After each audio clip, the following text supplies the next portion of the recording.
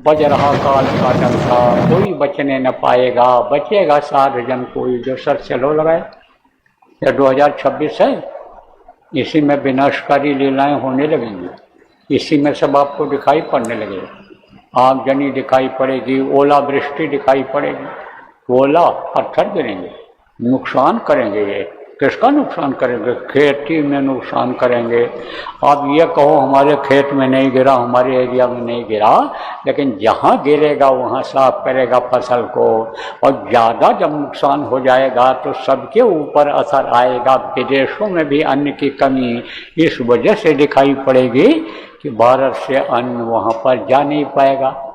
जिसको निर्यात कहते हैं, अन्न का एक्सपोर्ट करते हैं, वो नहीं हो पाएगा तो उनको भी दिक्कत आएगी खाने की।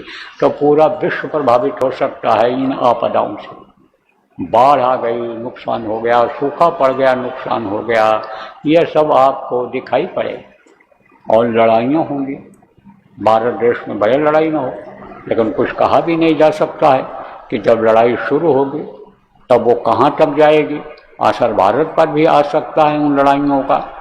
देखो प्रेमी, जंगल में आग लगती है, इनको दावाग्नि कहते हैं, तो वो जल्दी बुझता नहीं है।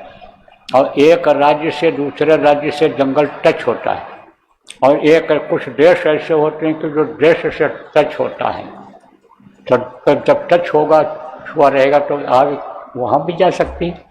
कभी ऐसा भी आपने बुजुर्ग लोगों ने देखा होगा कि जैसे यहाँ पर घर है और कुछ घर दूर हैं, लेकिन जैसे उसमें बांस वगैरह या ऐसी कुछ चीज़ें लगी रहती हैं या घर में कुछ रखा रहता है और उसमें विस्फोट होता है, फटता है वो, और फटता है तो दूर जा कर के गिरता है। वो जो आग होती है दूर गिरती है तो वहाँ भी आग लग जाती है।